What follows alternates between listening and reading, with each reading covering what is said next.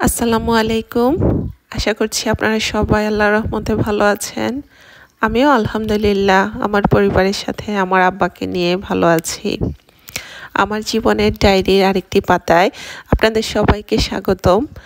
আশা করছি আপনারা পুরো ভিডিওটা স্কিপ না করে আমার সাথে থেকে এনজয় করবেন। গত রাতে বৃষ্টি হয়েছিল, তাই সকালবেলা একটা স্নিগ্ধতা কাজ করছিল।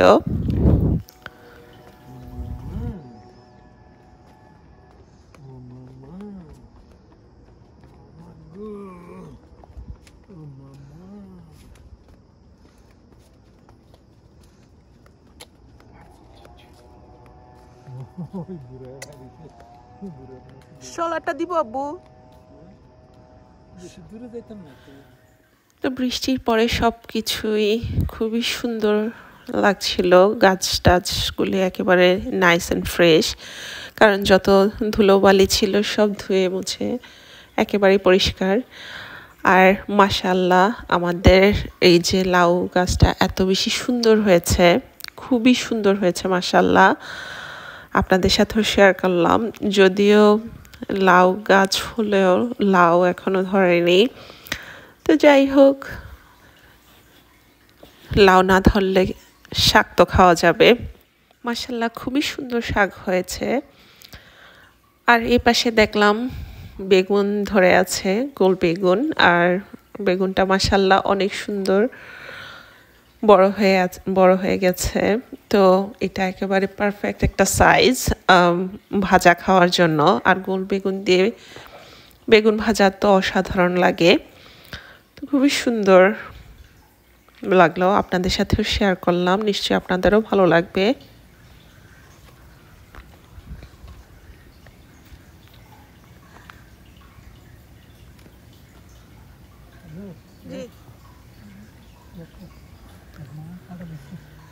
তো যেহেতু বেগুনগুলো একটু বড় বড় হয়েছে, এখানে আব্বু বেগুন পেরে নিচ্ছে। চলে আসলাম দুপুরের খাবারটা রেডি করে নেওয়ার জন্য। আজ দুপুরে থাকবে বোয়া আর বিভিন্ন ধরনের ভর্তা, যার জন্য এখানে আমি আলু ডাল সিদ্ধ বসিয়ে দিয়েছি। ডালটা আর আলুটা একসাথে সিদ্ধ হতে থাক। আব্বুকে বলেছিলাম কিছুটা লাউ পাতা ছিঁড়ে নিয়ে আসতে, তো এই লাউ পাতাটাও আমি সিদ্ধ বসিয়ে দিয়েছি। অন্যদিকে আম্মু বাহিরে বসিয়ে দিয়েছে বেগুন ভাজা। তো বিভিন্ন রকমের ভাজা ভর্তা দিয়ে আজকে বোয়া খাওয়া হবে। আমার কাছে তো বোয়া অনেক বেশি পছন্দ। আমাদের দেশে তো এই জাতীয় খাবারগুলো আসলে অ্যাভেলেবল, বাসায় তৈরি করতে ইচ্ছে না করলেও কিনে খাওয়া যায়। তো এই তো আম্মু বসিয়ে দিয়েছে বোয়া। তো এখানে চালটা ভেজে আম্মু পানি দিয়ে দিয়েছে। অন্যদিক থেকে আমি ভর্তাগুলো তৈরি করে নিচ্ছি, কারণ বোয়ার সাথে ভর্তা হবে না সেটা তো হয় না। বোয়ার মেন মজাটাই আসে আসলে ভর্তা থেকে, আর আলু ভর্তাটাই আমার কাছে বেশি পছন্দ। তো আমি এখানে শুকনো মরিচটা একটু লবণ দিয়ে ডলে নিচ্ছি। আমরা তো সবাই জানি আলু ভর্তা কীভাবে বানানো লাগে, এটা আর নতুন করে কিছুই শেখানোর মতো না। এই তো আমি ভালো করে পেঁয়াজটাও মেখে নিচ্ছি, যাতে করে পেঁয়াজের রসটা বের হতে পারে, কারণ পেঁয়াজের রসটা যখন ভর্তায় মিশে তখনই ভর্তার টেস্টটা আসলে বেড়ে যায়। তো আমি এখানে আলুগুলো একেবারেই টান টান করে সিদ্ধ করে নিয়েছি। আর দিয়ে দিলাম একেবারে সরিষার তেল আর নিজের গার্ডেন থেকে তুলে আনা ফ্রেশ ধনেপাতা। একেবারেই গার্ডেন ফ্রেশ অর্গানিক ধনেপাতা। স্মেলটা যে এত সুন্দর বের হচ্ছিল, খুবই সুন্দর লাগছিল। তো আলু ভর্তাটা আমি উঠানোর পরে ওই পাত্রেই কিছুটা পেঁয়াজ মরিচ আর রসুনের আচার মেখে নিচ্ছি। ডাল ভর্তার মধ্যে আসলে রসুনের আচারের স্মেলটা এত বেশি সুন্দর আসে, খুবই ভালো লাগে। তো আমি এখানে ডাল ভর্তাটাও মেখে নিচ্ছি সুন্দর করে, একেবারে সব কিছু একসাথে মেখে। আর দিয়ে দিব নিজের গার্ডেন থেকে তুলে আনা ফ্রেশ ধনেপাতা। ধনেপাতাটা দিলে যেন ভর্তার স্বাদ গন্ধ দুটাই একটা অন্যরকম লেভেলে চলে যায়। এই তো নিজেদের, আর যেহেতু গার্ডেন ফ্রেশ, এত বেশি সুন্দর গন্ধ, একেবারে তুলে মাত্র নিয়ে আসছে আব্বু। আর এরই মাঝে বোয়াটাও আমাদের আম্মু দম দিয়ে দিয়েছে। তো এই পাশ থেকে আমি ডিম ভাজি করে নিচ্ছি, কারণ বউয়ার সাথে আমার কাছে ডিম ভাজি অনেক বেশি পছন্দ। তো আমি এখানে পেঁয়াজ আর কিছুটা কাঁচামরিচ কুচি করে ডিমটা একসাথে ভেজে নিচ্ছি।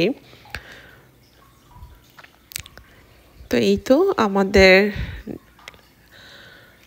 লাঞ্চটা আজকে তৈরি। এই ছিল ডাল ভর্তা, বেগুন ভাজা, দেখে লোভনীয় লাগছে না, শুটকি ভুনা, কারণ বউয়া মানে কয়েক রকমের ভর্তা, লাউ পাতার ভর্তা, আলু ভর্তা, সব কিছু নিয়ে গুছিয়ে বসে পড়লাম। আর এই তো আমার আব্বাও আমাদের সাথে এখানে বসে আছে। আমরা যখন যেটাই করি আমার আব্বা সবসময় আমাদের সাথেই থাকে। তো আমি সব কিছু নিয়ে একবারে বসে পড়লাম। এই তো বিভিন্ন ধরনের ভর্তা আমি একসাথে নিয়েছি। বেগুন ভাজা, ডিম ভাজা, আলু ভর্তা, বেগুন ভর্তা, ডাল ভর্তা, লাউ শাকের ভর্তা। তো সব কিছু মেখে বোয়াটা মাশাল্লাহ এত মজা হয়েছে, আলহামদুলিল্লাহ খুবই ভালো লাগছিল। দুপুরবেলা এই ধরনের খাবারগুলি আসলে অন্যরকম একটা মজা লাগে। তো সব একসাথে নিয়ে এই তো, আর আমি ডিমটাও ভাজি করে নিয়েছি একেবারে মচমচা করে। তো আমরা দুপুরে খাবারটা এনজয় করি, আপনারা দেখতে থাকেন।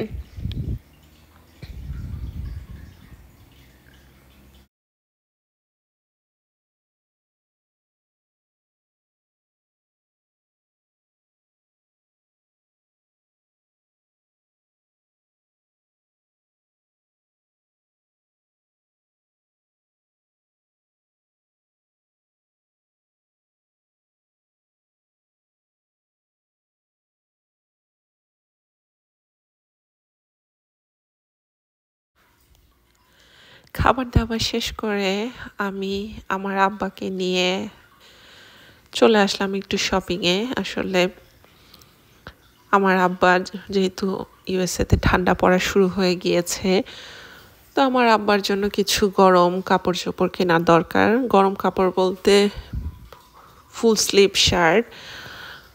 তো যাই হোক চলে আসছি শপে। তো আমরা শপিং করি, আপনারা আমাদের সাথে দেখতে থাকেন, আপনাদের সাথেও শেয়ার করব যতটা পারি। তো এখানে এসে দেখলাম অলরেডি উইন্টারের জন্য কাপড় চোপড় চলে আসছে। তো আমি এখানে বেবি সেকশনে ঢুকে গেলাম, কারণ যেহেতু আমার আব্বার জন্যই মেনলি আসা। তো দেখছিলাম কাপড় চোপড় আমার আব্বার জন্য।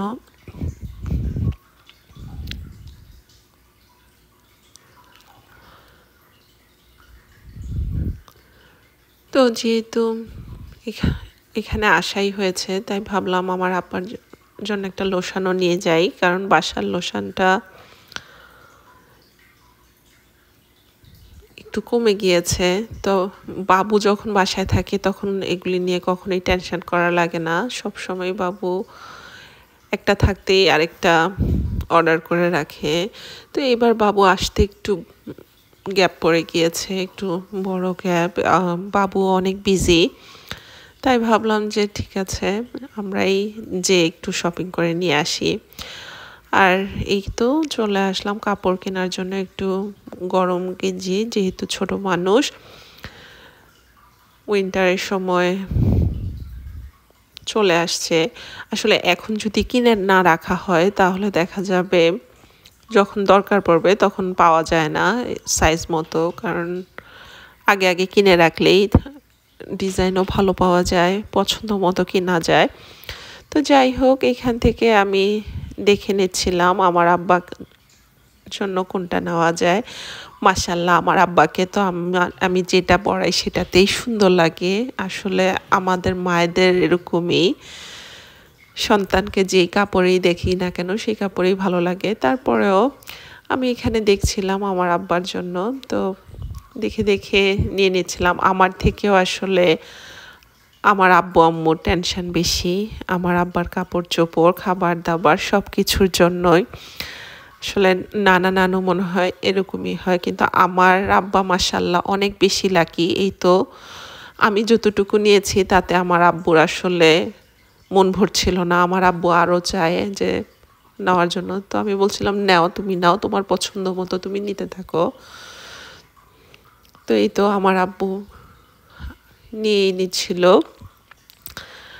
আমার সাফাতের দিক থেকে মাশাল্লাহ অনেক বেশি লাকি, এরকম নানা নানু মামা জান পাওয়া মানে দেওয়ার জন্য না।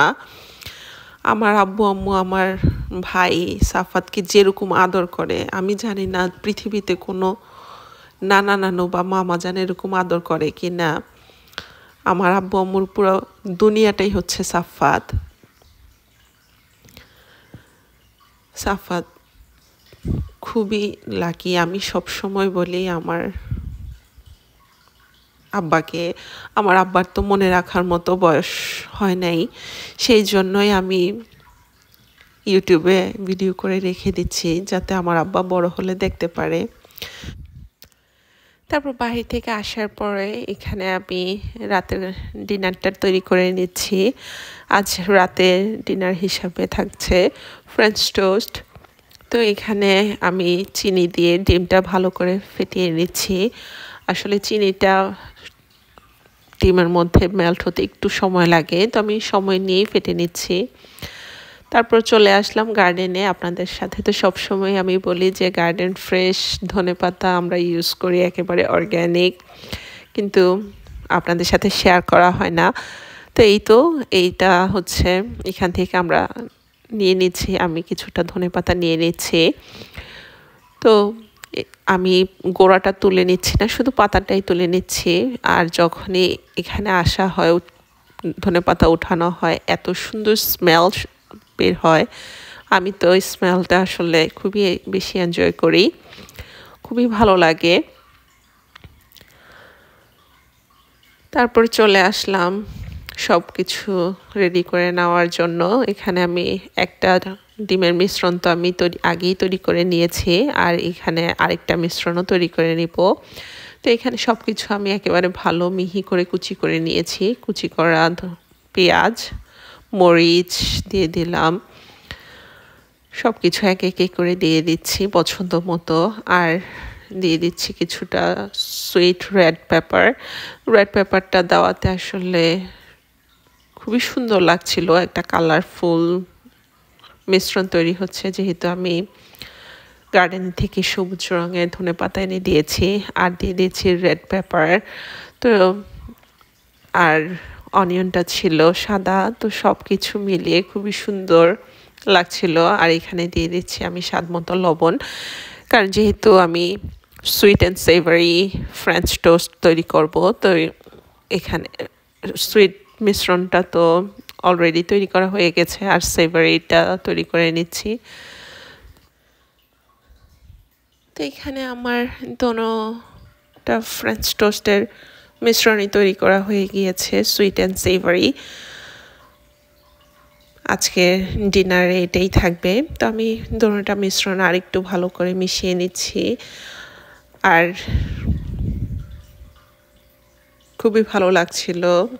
তো বাহিরে এসে দেখলাম আব্বু গার্ডেনে আসলে পানি দিচ্ছে। বাহির থেকে এসে আসরের নামাজ আদায় করে চলে আসছে নিজের শখের বাগানে, কারণ গার্ডেনে কিছুটা কেয়ার না করলেও তো হয় না। আর আব্বুর এটাই আসলে একটা হবি। আর সাথে আছে আমার আব্বা। এই তো আমার আব্বা আমাদের সাথে বসে কোম্পানি দিচ্ছে সুন্দর করে আমাদের সাথে। আর আমার আব্বা যতক্ষণ বাহিরে থাকে ততক্ষণই বেশি খুশি থাকে। তো আমার আব্বা বসে বসে চারপাশটা দেখছিল আমরা এখানে কে কী করছি। তো আম্মু একে একে ভাজি শুরু করে দিয়েছে। প্রথমেই দিয়ে দিয়েছে সুইট ফ্রেঞ্চ টোস্টটা। তো এখানে ভালো করে ডিপ করে ভেজে নিচ্ছে। অলরেডি কিছু ভাজা হয়ে গিয়েছে আর কিছু ভাজছে। তো এই তো আমি তো আগেও বললাম যে আমার আব্বা যতক্ষণই বাইরে থাকে ততক্ষণই খুশি থাকে। বাহিরটা আমার আব্বার খুবই এনজয় করে। আর যেহেতু সাথে নানা ভাই নানু মা সবাই আছে, তো সুইট ফ্রেঞ্চ টোস্টটা হওয়ার পরে এখানে দিয়ে দিয়েছি সেভারিটা, মানে সল্টি যেটা। তো কালারটা দেখে তো আপনারা নিশ্চয়ই বুঝতে পারছেন কতটা লোভনীয় হয়েছে, আর খেতে যে কী যে মজা হয়েছে। আপনারা নিজেরা একবার বানিয়ে এইভাবে খেয়ে দেখবেন, খুবই মজা হয়, খুবই ভালো লাগে। তো এক এক করে ভেজে নিচ্ছে আম্মু। তো আম্মু ভাজাভাজিটা করতে করতে আমি চলে আসলাম বাসায়। এখানে আমি একটু সালাদ তৈরি করে নিব। সালাদ আসলে এটা আমাদের গার্ডেনের কিউকাম্বার, একেবারেই কুচি, আর টেস্টটা যে কীরকম মজা, একটা ক্রিস্পি নেস কাজ করে। তো এখানে সব কিছুই আজকে গার্ডেনের। এই তো টমেটো, শসা আমি একটু কুচি করে নিয়েছি, আর সাথে দিয়ে দিচ্ছি কিছুটা গ্রেপ। আসলে বাসায় কিছু গ্রেপ ছিল, তো গ্রেপটা সাথে দিলে আসলে অনেক বেশি মজা লাগে। আমি সালাদ তৈরি করার সময় একটু ডিফারেন্টভাবে তৈরি করার চেষ্টা করি সব সময়। তো যেহেতু গ্রেপটা সুইট, তো সালাডটা একেবারে পরিপূর্ণ সুইট, সেভারি, সল্টি সব কিছু মিলিয়ে অন্যরকম একটা টেস্ট, সব কিছু ব্যালেন্স করা। সব সময় তো আর সব কিছু একই রকমভাবে খেতে ভালো লাগে না, তো একটু ডিফারেন্ট করে তৈরি করে নিচ্ছি। আর সাথে দিয়ে দিচ্ছি নিজেদের গার্ডেনের চেরি টমেটো। এই চেরি টমেটোগুলি আসলে এত বেশি সুইট, খুবই মজা লাগে খেতে।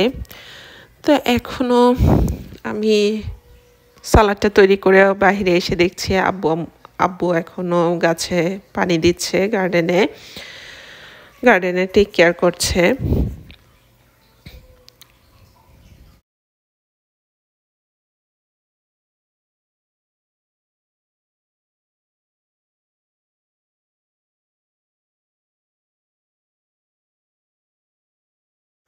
তারপর আমি ডিনার টেবিলটাও রেডি করে নিয়েছি।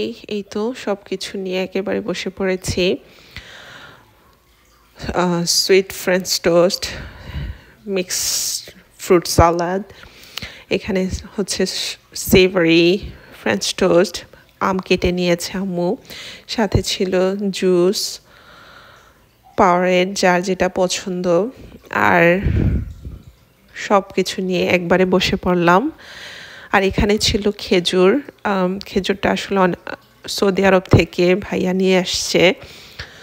তো সব কিছুই একবারে নিয়ে খেতে বসে পড়ছি। তো এই তো আমি খাবারটা নিয়ে নিয়েছি, আর মাশাল্লাহ এত বেশি মজা হয়েছে। সাথে নিয়েছি ব্লু গ্যাটোরেড। আমার আসলে ব্লু গ্যাটোরেডটাই বেশি পছন্দ, খেতে ভালো লাগে। তো এই তো সব কিছু এনজয় করছি। রাতের ডিনারটা এটাই ছিল আমাদের আজকে রাতের ডিনার। সাথে ছিল খেজুর। আসলে খেজুরটা তো অনেক বেশি হেলদি। তো আমরা যেহেতু সবাই একসাথে খেতে বসে পড়েছি, আমি আমার ডিনারটা এনজয় করি, কারণ কথা আর খাওয়া একসাথে আসলে হয় না। তো এই তো আপনারা দেখতে থাকেন।